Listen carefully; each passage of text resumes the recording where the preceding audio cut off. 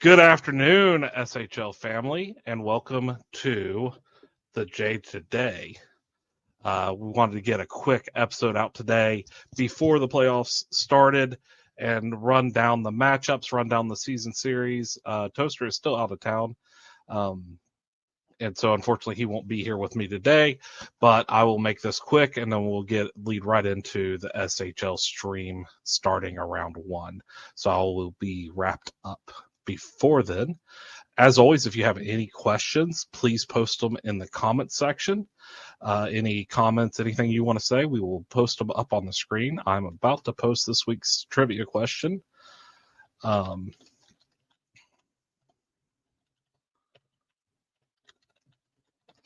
this week's trivia question is, how many first round upsets was there in last year's playoffs in the J? So just the first round, how many low seeds won their matchup over the high seeds? And just comment, first one to comment wins it. And we will announce the winner at the end of the show. So going right into it, I'm going to go ahead and switch over my screen to the share. We are on the SHL Tonight media guides because we don't have a single share as well. So we are going right into the standings. And I'm going to bring them up right here. So our final season standings to end the season off, we had St. Louis finishing 49-16-1 with 99 points, a 750 point percentage. They ended up giving up 202 goals, scored 294 with a plus 92 goal differential, went 27-6 at home, 22-10 and 1 away, and they were 2-1 in the shootout. Completely wrapped up that first slot in the Southern Conference. Second place team overall was Great Falls Grizzlies, coming in at 42-19-5, 89 points, a .67 point percentage. They had 236 goals for, 172 against, with a plus 64, 23-7-3 at home, 19-12-2 away. Coming in at third, Kelowna with a 41-20-5. 87 points, a .659 point percentage, 315 goals for, which led the league in goals for, 231 against, with a plus 84 goal differential, just below second place, just below St. Louis in that by 8 goals differential, 22-9-2 at home, 19-11-3 on the road. Coming in fourth was Carolina Kraken with 40 wins, 21 losses, 5 overtime losses, 85 points, a .644 point percentage, 287 goals for, 223 against with a plus 64, 24-8-1 at home, 16-13-4 away. Coming in at fifth, Vancouver, 39-21-6 with a .636 point percentage. 281 goals for, 199 against, with a plus 82. That was strong enough for third in the league. 23-7-3 at home ice, 16-14-3 on the road. Coming in at fifth was Maine, going 37-23-6 with 80 points, .606 point percentage. 220 goals for, 211 against, with a plus 9 goal differential, 23-10-0 at home, 14-13-6 on the road. Coming in at seventh, Quebec City, 36-25-5. I just noticed I wasn't sharing my screen. I apologize. 36-25-5, 77 points for, 280 goals for, 226 against, plus 54 on the goal differential, 20-11-2 at home, 16-14-3 on the road. Coming in at eighth is Yukon, 36 wins, 28 losses, 2 overtime losses, 74 points, 0.561 on the point percentage, 33 regulation overtime wins, 259 goals for, 252 against, +7 on the goal differential, 19-14 home, 17-14-2 on the road. Ottawa coming in at 9th with 33 wins, 30 losses, 3 overtime losses, 69 points, 0.523 point percentage, 231 goals for, 221 against with a +10, 22-10-1 at home, 11-20-2 on the road. Detroit came in 10th with 32 wins, 31 losses, 3 overtime losses, 67 points, 0.508 on the point percentage, 264 goals for, 243 against, +21 on the goal differential, 21-11-1 at home, 11-20-2 on the road. Newfoundland came in 11th, 29-34-3, 61 points for, 0.462 point percentage, 247 goals for, 290 against, -43 on the goal differential, 19-12-2 at home, 10-22-1 on the road. Really struggled on the road towards the end. San Diego came in at 10th or 12th, 24 wins, 33 losses, 9 overtime losses, 57 points, 4-3-2 point percentage, 188 goals for, 265 against, negative 77 on the goal differential, 16-13-4 at home, 8-20-5 on the road. Colorado coming in at 13th, 27-37-2, 56 points, 0.424 on the point percentage, 188 goals for, 257 against, negative 69 on the goal differential, 16-15-2 at home, 11-22 on the road.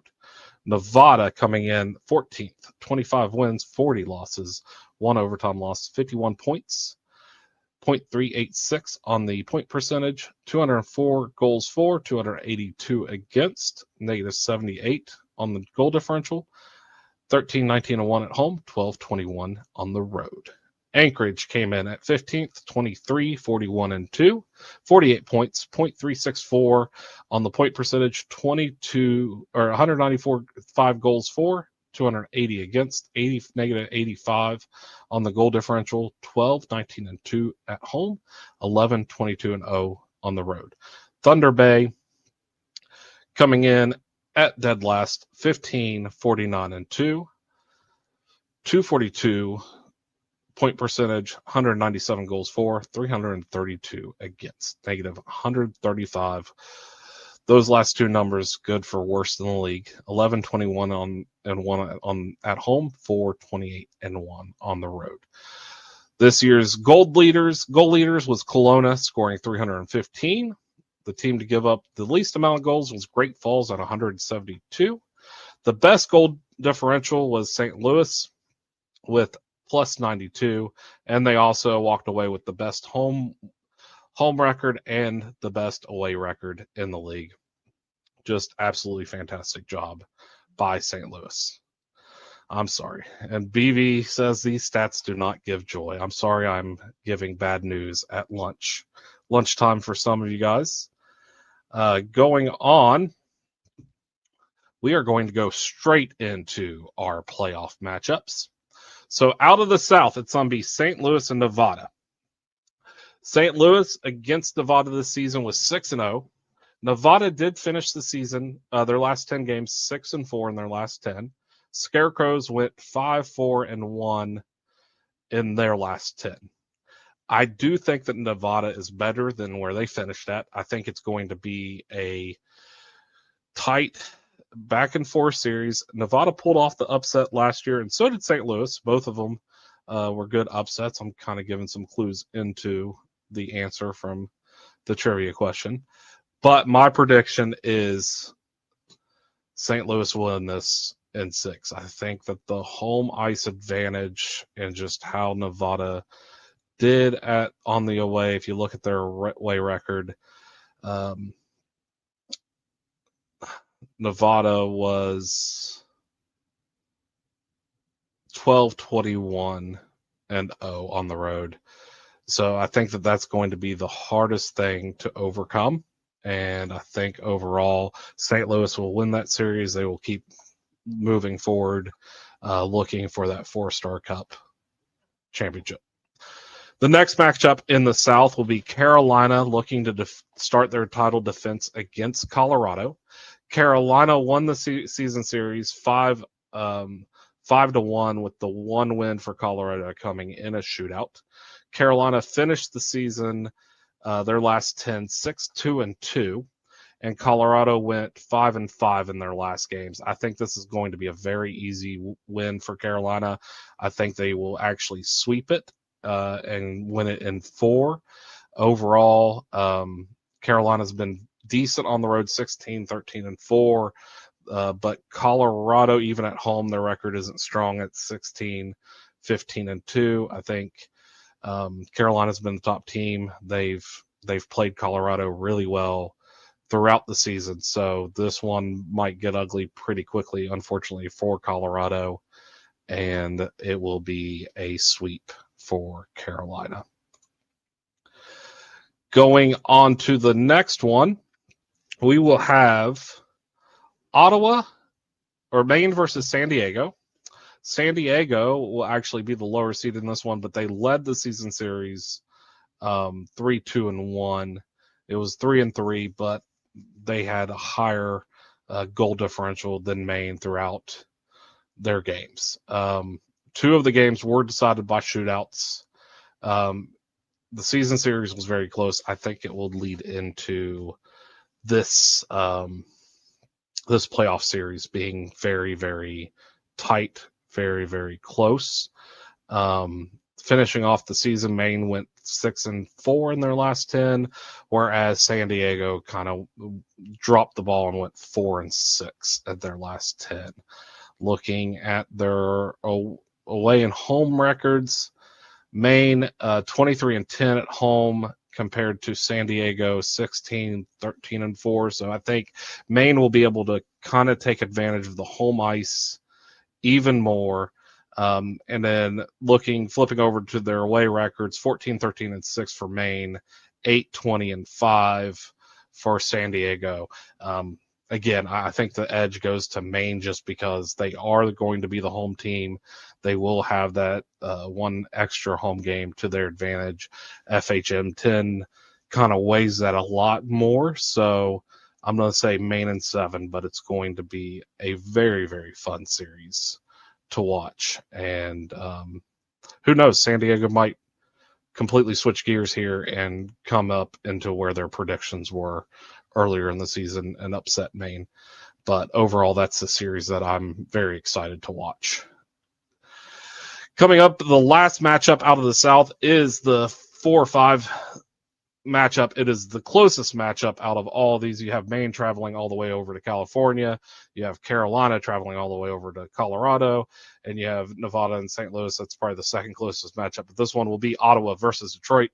Just a quick hop over for both of these teams. So it will be a very close travel series. Ottawa won the season series 4-2 over Detroit. Detroit did go 6-3-1 in their last 10, whereas Ottawa went 6-4 in their last 10. I think this is another one of those very tight series. They've been back and forth. I mean, even just looking at the standings on your screen, 33 wins to 32 wins, 30 losses to 31 losses. Both of them had 3 overtime losses, 31 regulation overtime wins for Ottawa, 30 for Detroit. Detroit does have a better goal differential, I think, but Ottawa has let in less goals, but Detroit has scored more goals. Looking at their home away records, 22-10-1 for Ottawa, 21-11-1. It's going to be about the team that is able to win at home, and Ottawa is getting that advantage by having the home ice advantage. Both of them 11-20-2 on the road. So I think it's going to come down to the home team being able to win the game that they're supposed to win. I think Ottawa will be able to do that, and they will win this in 7. I wouldn't even be surprised if that last game goes into overtime. because it's going to be that razor thin of a series. And I just give a little bit of the edge to Ottawa. Detroit was coming on a little bit stronger towards the end, but I think Ottawa finished strong as well. So both of them, it's going to be a fun one. That's going to be one. I think we'll be going into the last days of Sim, watching Maine and San Diego finish up along with Ottawa and Detroit. So that was all the South matchups. Going into the North, congratulations to the Great Falls Grizzlies. About 2 weeks ago, I saw them heating up. I called it on the show. I got told that it was too early, but they still finished out the season really strong. Very happy for how they did. Overall, just a very great defensive team.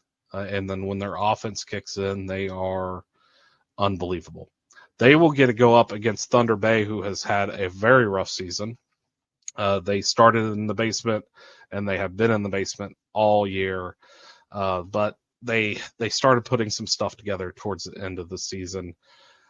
Great Falls went 5-5 in their last 10, whereas Thunder Bay went 2-7-1 in their last 10. Great Falls holds the season series 6-0 against Thunder Bay. I think it's going to be all Great Falls the whole time. I don't think anything's going to stop them. Even their road record 19-12-2. That's the only thing that could probably trip them up a little bit here. But overall, I think that they will win this in 4. Just looking at Thunder Bay, road record 4-28-1. None of those were against Great Falls. It's not going to be a very pretty series, especially when you have the best defensive team in Great Falls going up against one of the worst offenses in the league in Thunder Bay. So Great Falls in 4. Not a whole lot to say about that series. Kelowna versus Anchorage. Kelowna will be taking on Anchorage. They went 5-1 against Anchorage in the season series. Kelowna did finish the year 6-3-1 in their last 10, and Anchorage went 7-3 in their last 10. I think this is going to be a closer series than it looks like. I said from the beginning that Anchorage was going to struggle all year and then start building up towards the end of the year, and that's what they've done. Offense is still struggling. That's going to be the main question. Kelowna has a great offense, but they did lose. They did lose to Anchorage towards the end of the season. I do think that this one goes to 7 games. Last year, Anchorage got swept by Kelowna 4-0. I don't think that happens this year. I think Anchorage makes a good series out of it, but I don't know if Anchorage is quite there. Part of me wants to say that it's going to be an upset and Anchorage will win in 7, but I don't want to lose all my credibility by being that big of a homer. But personally, I do think overall it's going to be a very close series. Kelowna will most likely pull it out in 7, but that first sim is going to tell us a lot. If Anchorage is able to get one early, then that's going to set the tone for the rest of the series. So I'm going to say Kelowna in 7 and hope that I'm right. If not, I will admit next week that I was dead wrong. Moving on to the next matchup, Vancouver versus Newfoundland. The season series was completely split in this one. Nobody really had the edge. The home team won all except one game each, where they each picked up a road win. To finish out the season, Vancouver went 6-4 in their last 10, whereas Newfoundland went 3-7. Newfoundland has seemed to come back down to average of where they should have been to start the year. Their road record is really rough. It's the 3rd worst road record in the league with 10-22-1. I think Vancouver will be able to pull out one on the road, and I think that they win in 6. I think Vancouver takes it in 6. I wouldn't be surprised if it was in 5. Newfoundland's still a really great team, and I think that they will present a little bit better than that. So Newfoundland or Vancouver in 6. And then finally, we have Quebec City versus Yukon season series. In this one, it's completely split. Quebec City finished the year 5-5 in their last 10, and so did Yukon 5-5. I think there was a couple of late matchups as well, and they were evenly split. Looking at it, Yukon's been very. Quebec City has the better offense. Yukon has the better defense. Overall, better road record is going to go to Quebec City with a 20-11-2, whereas Yukon is 19-14 at home, and then an away record. Yukon has the slight edge, 17-14-2, compared to Quebec City, who is 16-14-3. So I think this one goes 2-7. I think, again, it edges to the home team just slightly, and I'm going to say Quebec City in 7. They have the experience. I think Yukon has been a great team this season, based off of where they should have been to where they did go. And overall, I think it's going to be a very, very great series to watch. And it could go either way. I think this is another one of those razor thin matchups, and it will be a very fun one to watch. So those are my picks. I picked all the leaders, unfortunately, but I think that that's just where we are. I think FHM 10 plays so strongly to the home team that it's going to be hard for away teams to really make that up. Plus,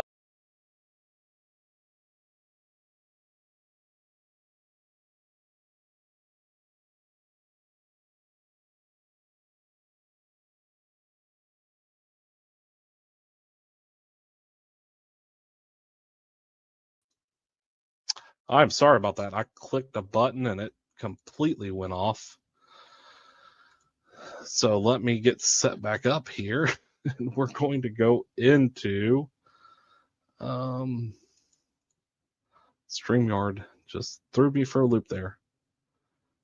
This is why I miss my toaster.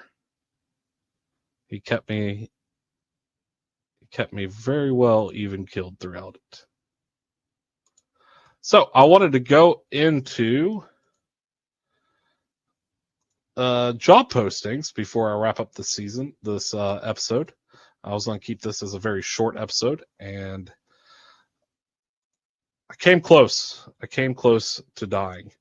I hit a button, and StreamYard just completely kicked me out, but it let me come back in without having to start a new one. Oh, so here we are.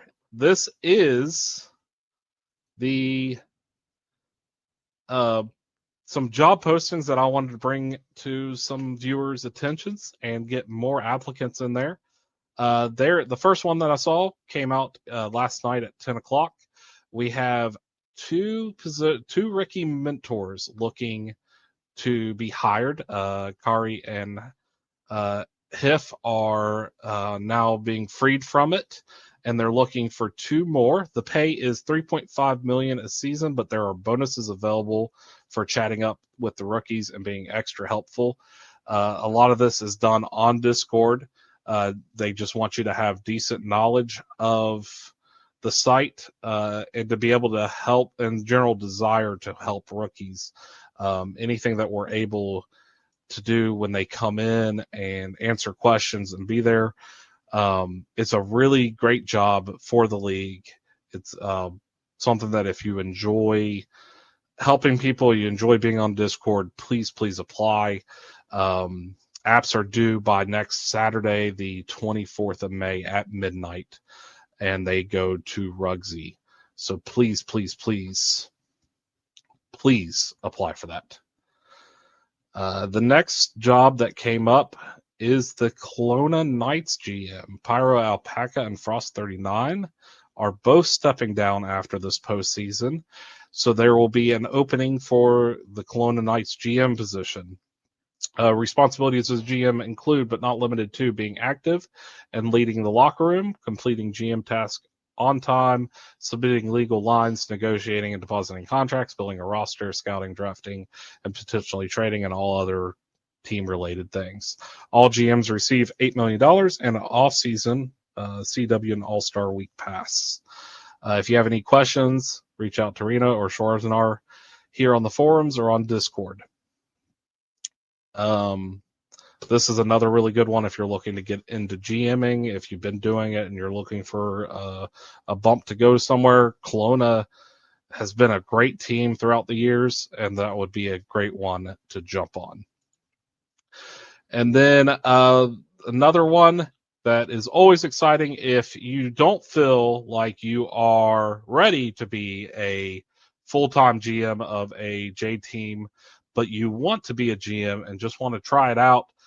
There is no better time to do it than World Juniors that happen after the season ends. They are looking for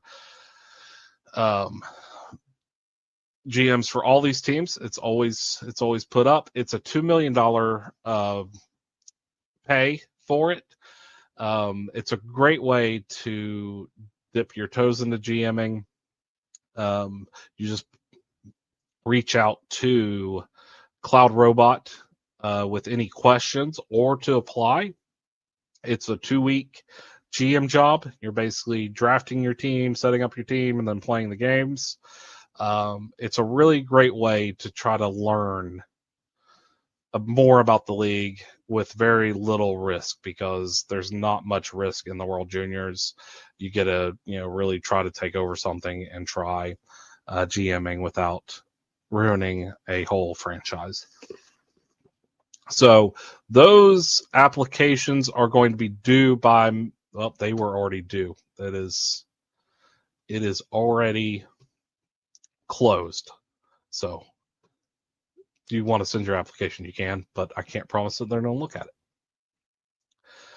it. BB said, can you speak from experience? It gives you a taste if you'd like to GM in the future, both 01 and they did it in year 1, and then they are now SHL co-GMs. BV being co-GM of Buffalo and 01 being co-GM of Baltimore. Congratulations to both of them on that. And then going back through, they are hiring for a social media manager. All this information is on the forums. If you have questions, want to reach out to Naomi and ask. The pay is $6 million. They're looking for help posting graphics, engaging with anyone, discussing with the graphic teams what you're wanting to do and how you want to broadcast it. All of that. Reach out to Naomi. And then I believe they are still looking for... Nope, those were closed too. So those are basically all the jobs. As always, if you're looking for jobs, go onto the forums, click underneath community, underneath announcements, you will see job postings, and it's there. If you have any questions on how to do your application, how to apply for a job, reach out to Fancy. He will help you along with that. So I am going to wrap up so that everybody can get a break. I just want to do a quick one, get our playoff predictions out there. Me and Toaster will be back with a new episode this weekend. It will be a better episode. It will be more refined, even though everybody thinks that all we do is SHL stuff, and we do a lot, and we are on Discord a lot, and we do act like we don't have a life. We both have very active lives, and sometimes we are both out of town together like we were this weekend, but I had some time today to hop on and just do a quick rundown for the J. Thank you guys for watching. If you have anything, please message me. If there's any questions, there was a question from BV about what my favorite train is. And I'm just going to be really plain and just say your regular locomotive train that I see all the time around here. But if I want to be completely honest, my favorite train is, I'm going to pull it up in just a second. And if you have any questions while I'm pulling this up, please post and I'll try to answer it before. My favorite train is, of course,